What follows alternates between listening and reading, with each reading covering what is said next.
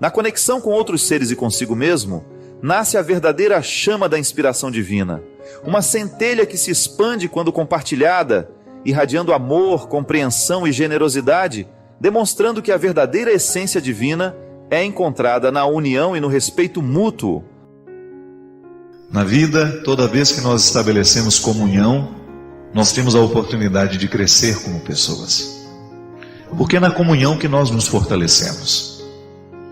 Quando você identifica que você não está só.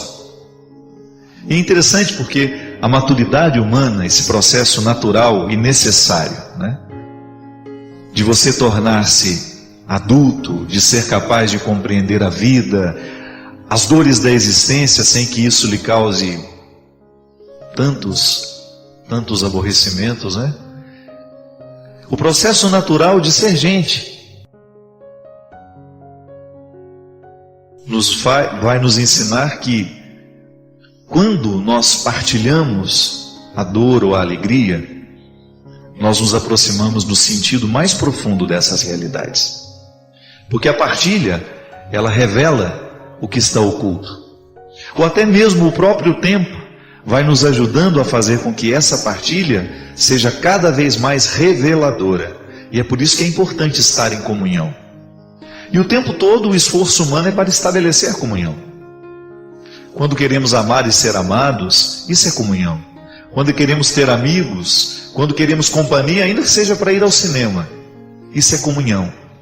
Diminui a orfandade, diminui a desolação que é tão natural da vida. Existir é pesado, existir é doído, não é fácil. E não há fórmulas mágicas, não há fórmulas prontas que nos ajudem a dar conta de existir com harmonia. A única forma que nós temos de existir com um pouco mais de harmonia é através do processo do amadurecimento. Porque a gente sabe que a criança, ela é um ser que não gosta de ser contrariado, não é? E a criança tem muita dificuldade com o não. E a gente sabe que o processo pedagógico consiste em dizer o não na medida certa e na hora certa. É isso que vai fazer com que a criança tenha condições de compreender o limite. Às vezes a gente tem esse ímpeto, não é? Quando é criança, esse instinto de destruir o outro, de querer o que é do outro. Aí alguém vem e nos educa, não é bem assim. Você precisa aprender a dividir, você precisa aprender a respeitar. Palavras como respeito, solidariedade, só é possível a quem já é maduro. Mas é no processo do amadurecimento do ser que a escola nos ajuda, os pais, as pessoas que nos amam, os que são verdadeiramente responsáveis por nós, vão nos ajudando a viver este processo de maturidade, onde nós nos posicionamos diante da vida assim. Eu não sou alguém que tem que ser agradado o tempo todo. Claro que eu vou buscar a minha realização humana, eu quero ser feliz, eu quero ter o direito de ser satisfeito sendo quem eu sou, mas para chegar a essa satisfação, a vida nos ensina que a gente tem que passar pelo processo da purificação. E só essa purificação nos amadurece. E quem se recusa a viver o processo do limite, das dificuldades da vida, não vai conseguir ser uma pessoa equilibrada e madura. E esse é o nosso projeto, não é verdade? A gente quer ocupar o lugar no mundo de maneira harmoniosa. Para isso servem as religiões.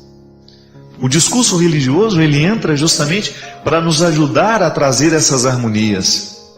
E eu gosto sempre de dizer também que a religião, quando você fala a expressão, a palavra religião, ela vai muito além de templos e ritos religiosos. Nós estamos falando de tudo aquilo que nos toca, de tudo aquilo que nos harmoniza. Então é religioso amar, é religioso ouvir uma música, é religioso apreciar uma obra de arte, porque são situações que nos sensibilizam, que nos tocam e que nos fazem melhores. São realidades humanas que nos tocam e que nos ajudam a viver esse processo de maturidade. Essa semana mesmo eu estava pensando, refletindo um pouco, a igreja nos convida que no tempo da quaresma a gente precisa... não é que a gente só reza na quaresma, não. É que a quaresma é um tempo especial de oração, de recolhimento. Nós falamos aqui no programa da semana passada que é importante a gente descobrir a diferença do tempo litúrgico. Então nós estamos vivendo um tempo em que a igreja nos convida a viver o recolhimento, o jejum, a oração. Mas pelo amor de Deus, eu não posso compreender o jejum, o sacrifício, por eles mesmos. Há um motivo muito maior escondido naquela minha renúncia que eu faço. Então tá bom, eu não como carne na sexta-feira, ou eu não como carne, ou eu deixei de comer chocolate durante esses 40 dias, tudo bem, cada um escolhe o sacrifício que quer fazer, a renúncia que quer fazer. Mas o verdadeiro significado dessa renúncia é provocar dentro de nós a possibilidade de sermos melhores, de termos mais oportunidade de ser mais confiante, ou até mesmo de ter um pouco mais da posse do que somos nós. Porque às vezes a gente vai vivendo de um jeito que a gente perde a capacidade de se controlar. Então eu me exercito ali, me controlo diante de uma caixa de chocolate para depois ter condições de me controlar diante de situações mais sérias. Mas aí volta aquilo que eu estava dizendo. Estava pensando que, qual é o grande segredo da oração? O que a oração faz na nossa vida? Você vê, os monges budistas têm uma maneira específica de rezar.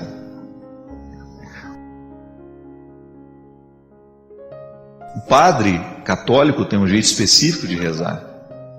O pastor evangélico tem um jeito específico de rezar.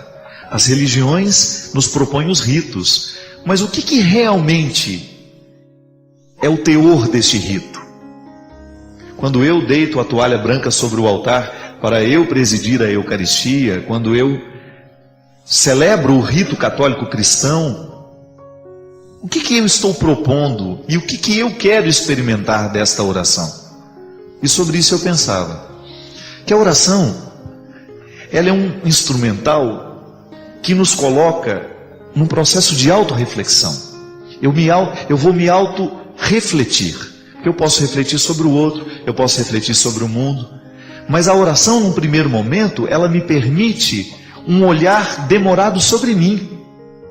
Porque toda vez que eu me coloco diante de Deus, é natural que eu leve para Ele, para conversar com Ele, todas as minhas realidades. Os meus egoísmos, os meus medos, as minhas inseguranças, as minhas virtudes. E naquele momento em que eu estou diante do Senhor, em oração, eu tenho a oportunidade de fazer o que muitas vezes o mundo não me proporciona, que é justamente tocar essas realidades de maneira amorosa. É por isso que eu não acredito na oração que esteja desvinculado do processo amoroso. Rezar é querer o bem. Já me ouviu falar isso, né? Que quando eu rezo pelo outro, eu estou manifestando a Deus o meu desejo de bem querer mesmo, é um bem querer. Eu estou rezando para que o outro tenha paz, para que o outro tenha saúde, para que o outro tenha dignidade, para que o outro seja filho da justiça, né? ou que esteja dentro de um contexto de justiça. O meu querer bem, essa oração é amorosa. E toda vez que eu entro neste processo de oração, eu estou me favorecendo ficar um pouco mais humilde, eu estou me favorecendo um pouco mais de equilíbrio. Que engraçado, né? Até os ateus admitem isso. Até os ateus admitem que a reflexão faz bem. O silêncio, um tempo de pausa. Porque ateu também precisa se autorrefletir. Ele também precisa se autoanalisar. O ateu também tem necessidade de esmiuçar a sua realidade humana, porque ele também sofre das mesmas ansiedades que nós. Então todo mundo precisa se refletir, todo mundo precisa se pensar. Como é que eu estou sendo? Quem eu estou sendo? Que lugar eu estou ocupando no mundo? Como estou tratando as pessoas que moram comigo? Como trato as pessoas que eu encontro? Como é que eu sou um cidadão? Né? Hoje, no Jornal da Manhã, o Alexandre Garcia refletia essa malandragem que existe na internet. De, por exemplo, eu passo por uma blitz e imediatamente vou tuitar que tem uma blitz em tal lugar. Então aquele que está que não está em condições de dirigir, que já está alcoolizado, ele vê aquela informação, o que ele vai fazer? Ele vai desviar, vai procurar um outro caminho, e é nessa hora que acontecem os acidentes. Então o Alexandre Garcia refletia essa solidariedade com o que é ruim. Então eu sou solidário para livrar o outro da responsabilidade. Que país é este? Esse é um posicionamento sério de quem realmente quer uma sociedade justa, ou de quem realmente acredita no valor da vida do outro, que eu não tenho o direito de dirigir embriagado porque eu posso matar o filho do outro? Você já imaginou se eu sou um alcoólatra, ou se eu vou a uma festa e não estou em condições de dirigir, e porque estou guiado por alguém que me diz onde tem blitz, onde não tem, eu me encorajo a pegar o meu carro e sair sem condições de dirigir, e poder matar uma família que de repente está voltando para casa? Você acha isso justo? E o jornalista refletia justamente sobre isso. Essa solidariedade com o que é ruim, com o que não é moral, com o que não é ético. Minha gente, nós precisamos pensar o tempo todo sobre isso. Será que eu engrosso a fila do processo? Será que eu estou engrossando a fila daqueles que fragilizam o corpo social? Ou será que eu sou um cidadão atuante e que faz o que é certo, ainda que aquilo me cause restrições? Tudo bem, eu tenho o direito de ir a uma festa, de beber um vinho, mas eu tenho que saber que se eu optei por beber naquela festa, é minha obrigação não dirigir. Porque isso é maturidade, é você saber que você tem direitos e que você também tem deveres. Isso é cristianismo. Se eu me digo cristão, se eu me digo adepto da vida, se eu me digo alguém que está preocupado em fazer a sociedade ser melhor, eu vou viver a dimensão da minha religiosidade assim, em ser capaz de promover o que é certo. Porque às vezes, minha gente, nós queremos viver a religião, mas nós não queremos os comprometimentos que essa religião nos traz. E para mim isso é um comprometimento religioso. Eu não sei quem é que está saindo naquele momento de carro, eu não sei quem bebeu, quem não bebeu, mas eu quero saber sobre mim, sobre as minhas escolhas. Não dá mais para a gente querer uma sociedade melhor se a gente não cumpre o nosso papel.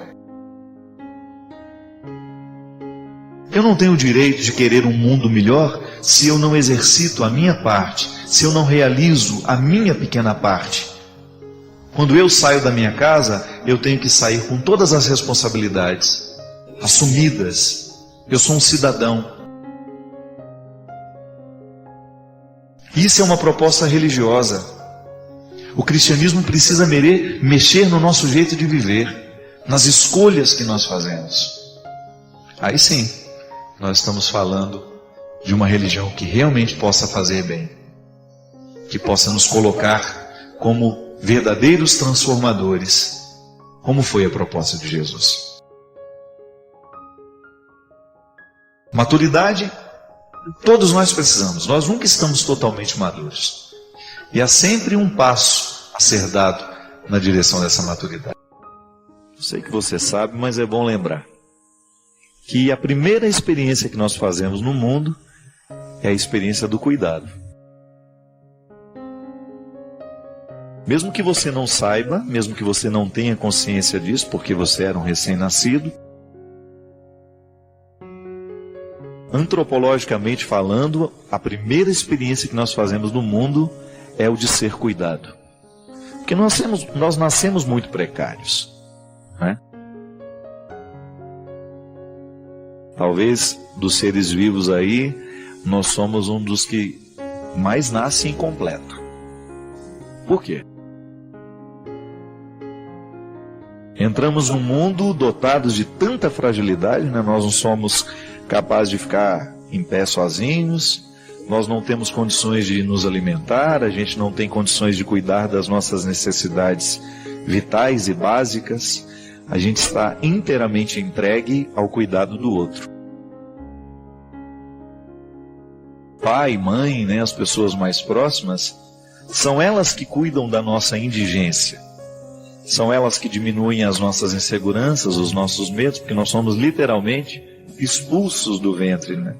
Porque o ventre é o lugar do conforto. Durante 9 meses nós ficamos ali, sendo supridos de todas as nossas necessidades sem nenhum esforço. E de repente, pelas forças da contração, um movimento natural da vida, a nossa mãe nos coloca no lugar certo. Olha, vai viver agora, né? Então a gente inicia um processo humano maravilhoso, mas que passa pela indigência, desculpa. E essa indigência, ela vai diminuindo à medida em que nós vamos tomando a vida nas mãos, à medida em que a gente vai assumindo a possibilidade de cuidar da gente. Essa indigência humana, depois, é claro, você continua tendo muitos aspectos dessa indigência, mas aquela original que você tem ali nos primeiros anos de vida, à medida em que você vai ganhando autonomia, você vai administrando melhor isso, né? Você se torna capaz de cuidar de muitas coisas que antes você não era. Por causa dos limites do corpo, por causa dos limites psíquicos, né? Nós vamos sofrer de indigências a vida inteira. Indigências mentais, né? À medida que a gente vai aprendendo, que a gente começa o ciclo da aprendizagem, né? Quando alguém começa a nos ensinar o mundo, não pode colocar a mão no fogo porque queima, né? Cuidado, que se você toma essa friagem, você vai adoecer, não é assim?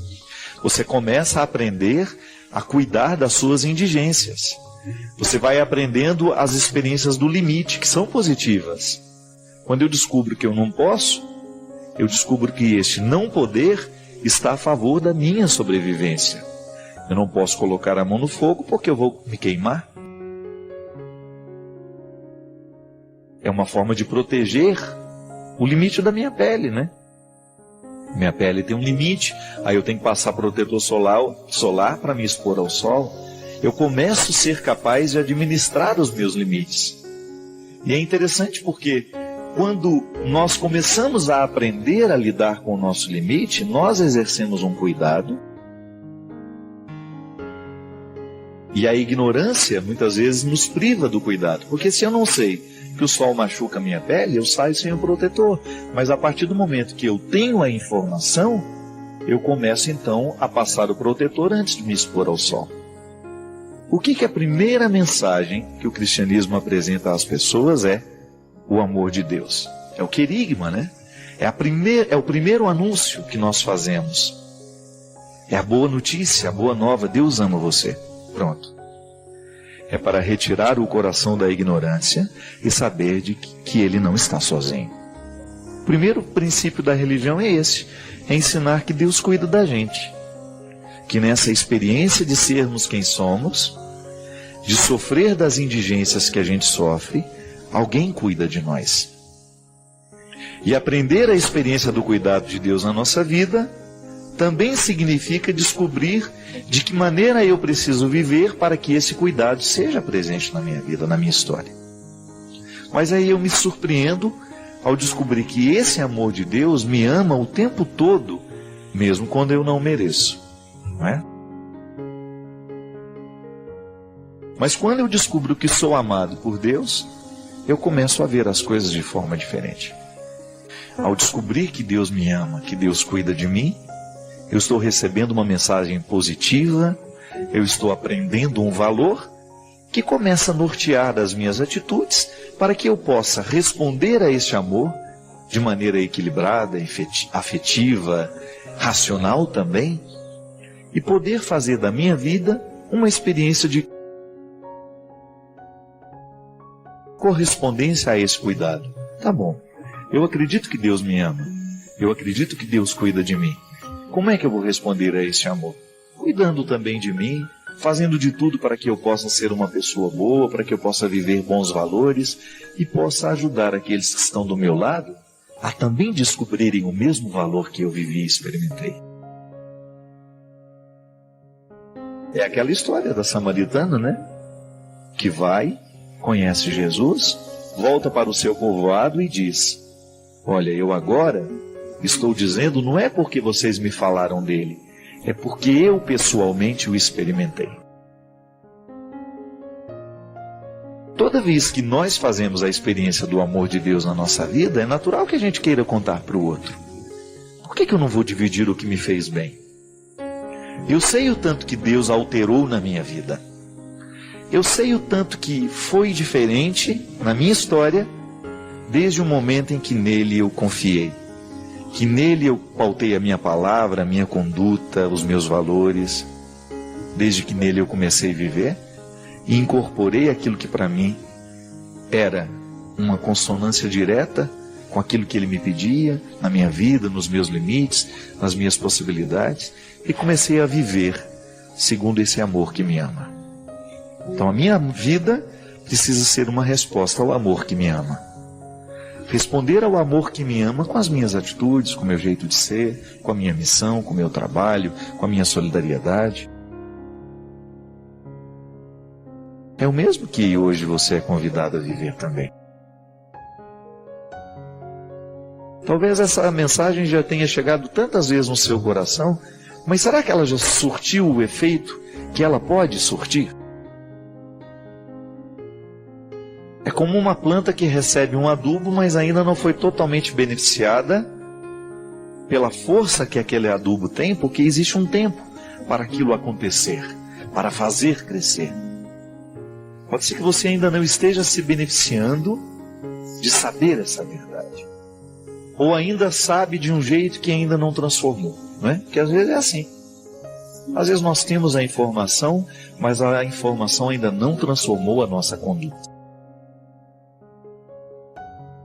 Já não é mais ignorante no conhecimento, mas ainda é ignorante na prática. Deus ama você. Isso tem repercussões muito sérias na vida de uma pessoa. A pessoa que se sente amada por Deus começa a viver a vida de forma muito diferente. Vai pensar duas vezes antes de optar por aquilo que a destrói. Por quê? Sabe-se criatura amada. A criatura que se sente amada não vai renunciar ao paraíso. Pode observar isso na sua vida. Em muitos momentos, talvez os mais definitivos, os mais decisivos do nosso processo de autodestruição, do meu e do seu, foi justamente no momento em que você não estava mais acreditando no amor de Deus por você.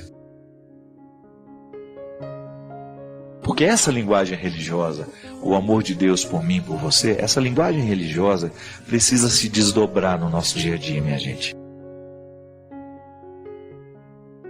Isso não é apenas uma frase bonita de efeito para nós usarmos nas nossas pregações, nem nos nossos ritos religiosos. O amor de Deus por mim e por você precisa ser uma realidade concreta no nosso dia a dia. Desdobre o significado do amor a partir da vida humana, descubra o que é verdadeiramente amar e ser amado. É querer o bem do outro, não é outra coisa. Quer saber se alguém te ama? Se lhe quer bem. Se está fazendo de tudo para que você possa crescer, para que você possa avançar, para que você abandone o território da sua ilusão e chegue realmente ao território da sua realidade, lá onde você pode crescer, onde você pode frutificar. As pessoas que verdadeiramente nos amam, nos querem no lugar certo, ainda que não seja o lugar que ela deseja para nós. Porque às vezes a mãe, no desejo de amar o filho, não permite que ele vá longe, por quê? Porque ela o quer grudado nele. Não é assim. O amor é aquela possibilidade de enviar. Vai ter sempre a possibilidade de retornar. E eu fico muito feliz toda vez que eu vejo as pessoas que eu amo conquistando lugares mais altos, alcançando lugares do coração que antes ela nem sabia que possuía. É o que Deus quer de nós. Quando eu digo que Deus me ama, eu estou firmando um compromisso de crescer como pessoa. Porque eu tenho certeza absoluta, a minha fé me revela isso, que Deus quer o meu melhor. E aí entra o processo da conversão. Se você sabe que Deus quer o seu melhor, você não vai ficar patinando na sua miséria, você não vai se acomodar com seus defeitos. Você vai querer ir além. E essa é a boa notícia que nós temos para dizer todos os dias. O anúncio do Evangelho é: Deus ama você. Então a gente traduz, a gente desdobra isso em realidade humana. Eu acredito que Deus me ama. Então eu acredito que Deus me quer alcançando o melhor lugar da vida. E esse melhor lugar, ele está diretamente ligado à minha realização pessoal, à sua realização. Deus lhe quer feliz. Deus lhe quer realizado, com todas as suas potencialidades sendo utilizadas a seu favor, e não o contrário.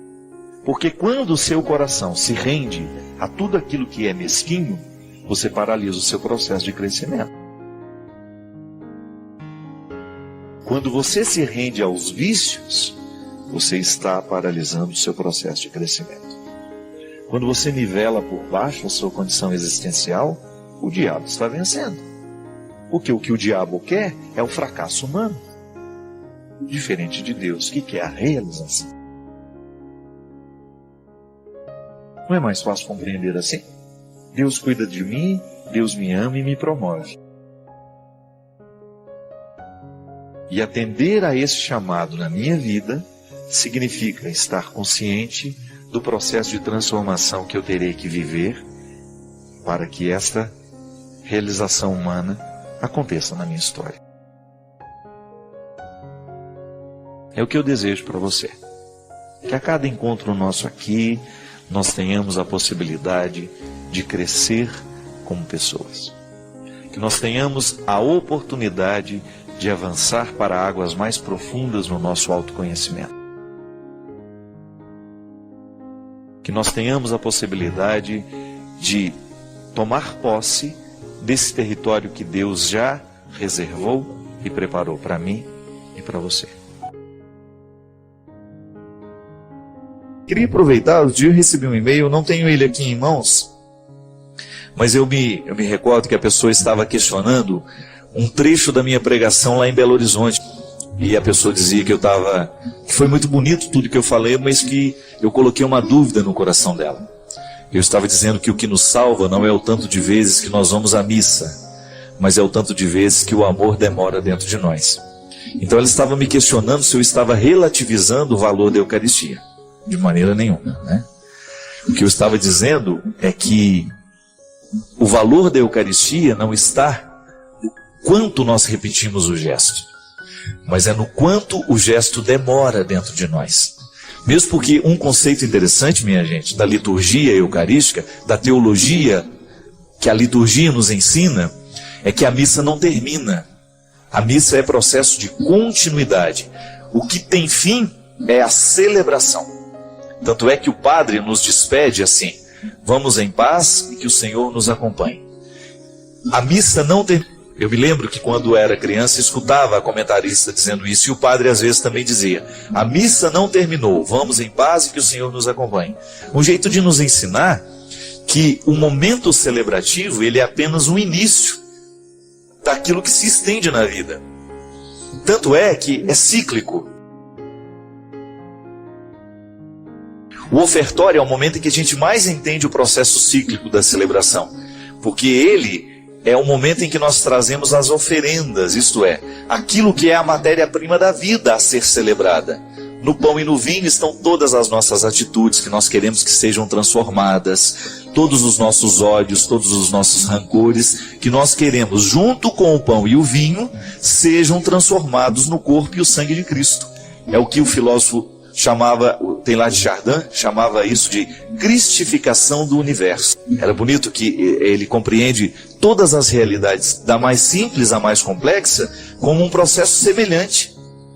Toda essa realidade está em processo de evolução. E ele faz a reflexão cristã, né? Ele foi até muito combatido durante muito tempo, mas depois reconhecido como uma reflexão válida, que tudo aquilo que é evolução é cristificação, é processo de aperfeiçoamento. Então a matéria-prima que está sobre o altar é a cristificação. Tudo aquilo que eu coloquei como humano agora vai ser cristificado. E aquilo no final da celebração, no momento em que nós comungamos, é devolvido a nós. Aí a expressão bonita de Santo Agostinho: cristão, torna-te o que és. Recebe aquele que tu és, o Cristo. Então veja bem, o canto de entrada, a celebração, a apresentação das oferendas, o verdadeiro ofertório, depois a comunhão e a continuidade. Veja que é cíclico, a missa não termina. Aí a gente vai vivendo e à medida que a gente vai perdendo o significado do que é Cristo, a gente volta para celebrar de novo. A gente volta para nos recordar. O que acontece no momento celebrativo não é nada mais, nada menos que fazer memória, é recordar o compromisso que dali nasce. Então, minha filha, eu não estou em nenhum momento banalizando, pelo amor de Deus, eu nem posso fazer isso porque esse é o centro da minha vida, a Eucaristia é o centro da minha vida. O que eu digo é que não basta a gente estar todos os dias se a gente não continua essa missa na nossa vida. O que vai verdadeiramente nos salvar é isso, é o quanto que a missa demorou dentro de nós, isso é, o quanto que o meu coração aceitou o processo da cristificação e o quanto essa missa teve efeito na minha vida, no meu coração. Olha, eu não tenho vergonha de assumir isso. Eu acredito que na minha vida, 70% das missas que eu participei, eu não participei com esse sentido. Ela terminou e terminou mesmo dentro de mim. O rito terminava e terminava mesmo dentro de mim. Não havia repercussão na minha vida. Mas quanto mais cresce a nossa consciência de que a missa é um acontecimento que não termina, maior será a qualidade da nossa vida cristã. E mesmo porque, já falei disso aqui também, nós não celebramos outra missa, não. Houve uma única que aconteceu na história. A única missa celebrada no tempo foi a que Jesus celebrou, a última ceia. Tudo mais é continuidade da única missa celebrada pelo Cristo. Eu, como padre, eu legitimo a presença do Cristo no momento da celebração, mas eu não estou fazendo outra missa, não. Eu estou apenas estendendo o braço em direção daquela única que aconteceu. Nós precisamos de muita poesia para entender Jesus, viu? Isso é poética, isso é arte de poesia. Entender que uma coisa, um acontecimento não cabe no tempo, ele se estende de tão grande que ele é. Então, assim como eu estendo os braços em direção a um fato que me tocou profundamente e eu consigo senti-lo de novo na minha vida, isso é fazer memória, isso é você recordar atualizando na sua vida. Então, aquela única missa celebrada pelo Cristo com seus discípulos continua acontecendo na história cada vez que nós nos reunimos para recordar o que foi. E aí então eu tomo posse de tudo aquilo que é a continuidade de Deus na minha vida. E esse é o significado da celebração eucarística que nós celebramos. É nos potencializar, é colocar dentro de nós a dinâmica do Cristo no tempo e na história. Cada missa participada tem que ser um motivo a mais para o Cristo continuar vivo na história através de mim, através de você. Caso contrário, é rito morto, que não modifica absolutamente nada. Se você não permitir que a missa lhe coloque na circularidade dessa celebração, ela não acontece dentro de você. Você apenas cumpriu um preceito. E cumprir preceito foi justamente o que Jesus condenou no seu tempo. Jesus condenou com radicalidade toda e qualquer forma de religião que estivesse presa no rito. Ritos não salvam ninguém. O que salva realmente é aquilo que o rito desperta. Se não despertou, se você não se envolveu com o que você celebrou, Deus não teve chance naquele momento. Essa carta aqui é muito triste. Eu não sei nem que dia que ela me foi enviada. Hoje eu estava arrumando gaveta, passei o dia jogando fora um monte de coisa e encontrei muitas cartas que eu confesso que não tinha lido ainda. Essa é uma delas. Padre Fábio, é uma imensa emoção saber que esta carta estará um dia em suas mãos. Quero agradecer a você por me ajudar sem saber a me manter de pé, depois da perda de meu filho. Meu nome é Emily e hoje eu tenho um anjo no céu chamado Gabriel, Padre. Jesus chamou meu filho dia 27 de dezembro do ano passado. Não sei se foi deste ano ou se foi do outro. E por ironia, não sei, era o dia do aniversário dele. Ele completaria 7 aninhos de vida. Acordamos de manhã, deixei ele na casa dos meus avós, do lado da minha casa, e fui buscar o bolo do aniversário dele. Quando a minha amiga me entregou o bolo, recebi a ligação da minha avó dizendo que ele estava passando mal e que era para eu ir, porque parecia um quadro sério. Foi levado para o hospital e eu corri para lá. Padre, vi meu filho ser tirado do carro nos braços do enfermeiro, estava desmaiado, com a boca roxa e a sola dos pés também. Meu filho teve um infarto fulminante aos 7 anos. Padre, a dor no meu peito era como uma queimadura, ardia, queimava. Fizeram tudo no hospital da minha cidade, tentando trazer o meu filho de volta, mas sem sucesso. Segui, padre, todo o ritual do velório, agarrado a ele, até o momento do enterro. É como se Jesus me carregasse em seus braços. Amigos foram à minha casa, me retiraram tudo do armário, que eu mesma sempre preparei com tanto carinho. Meu menino, meu amigo, meu companheiro e meu filho. Éramos apenas eu e ele, padre. O pai não morava conosco. De lá para cá, segui minha vida, com fé que sempre tive em Deus, acompanhando o seu programa de direção espiritual e, por incrível que pareça, como o senhor contou, vários relatos de mães que perdem seus filhos e nos diziam em imenso conforto o que fazer e como seguir. A Canção Nova me ajudou, e em especial o senhor também. Sempre fui muito católica, de enorme fé em Deus. Deus, na sua infinita misericórdia, me carrega nos braços. Tenho certeza, padre, que vou estar com meu filho um dia. Escreva essa carta, onde essa amiga Gabriele que lhe entrega, e te peço oração por ela, que me ajuda com uma quantia todo mês, para pagar uma psicóloga que tem me ajudado muito. Te peço de coração que ore por mim, por meus pais, José Cláudio e Dine, pois eles estão parados no tempo, embora sejam fiéis a Deus. O fim do ano se aproxima, e no dia 27 de setembro fica no meio das das datas festivas mais significativas. Eu estou com medo, padre, de sentir tudo de novo. Mas enfim, enquanto eu viver, essas datas estão aí e eu terei de enfrentá-las. Obrigado por tudo, sua bênção, meu amigo. Que Deus o abençoe cada vez mais. Emily.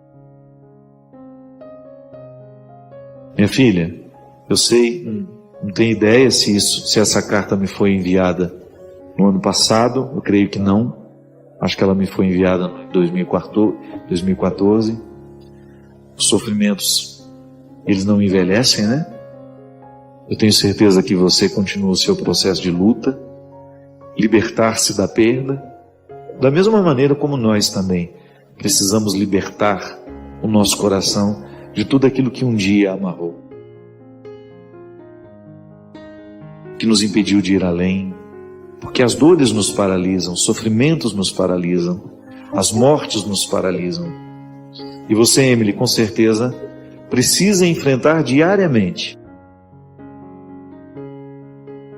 o livramento que Deus lhe proporciona através da sua força. Mas é uma tarefa humana difícil de ser vivida. Não é fácil sepultar um filho, não é fácil sepultar alguém que a gente ama, porque nós temos muitos limites. Limites que nos dificultam a viver o luto, a compreender o sofrimento, faz parte de nós. Também você, que também enfrenta as suas lutas diariamente, que precisa acomodar o sofrimento para a vida continuar. Nada é como a gente, as coisas não acontecem como a gente determina. Nós não somos os senhores do tempo. Hoje estamos aqui, amanhã não estamos mais. Hoje temos as pessoas que nós amamos, amanhã não temos mais. E a gente precisa ser livre para compreender isso. A gente precisa se libertar de tudo aquilo que o passado nos prende, nos escraviza e que muitas vezes nos impede de ver a graça do momento presente. Ou então às vezes estamos amarrados no futuro, né, que a gente nem sabe se vai ter. Boa parte da vida a gente perde assim, amarrados no passado ou no futuro. Pouco sobra de nós para o presente. E é por isso que fico sempre muito encantado com essa capacidade que Jesus tinha de acordar as pessoas para o momento presente. É o que nós muitas vezes precisamos. Acordar a nossa consciência para compreender o momento presente. O passado pode até nos ensinar, o futuro pode até nos motivar, mas quem deve nos determinar é o momento presente. É isso que eu lhe desejo, que o seu presente seja como o da Emily, apesar de sofrido, cheio de força, de coragem e de resistência. Este espaço é um santuário para fortalecermos a fé e nos envolvermos no amor incondicional de Jesus.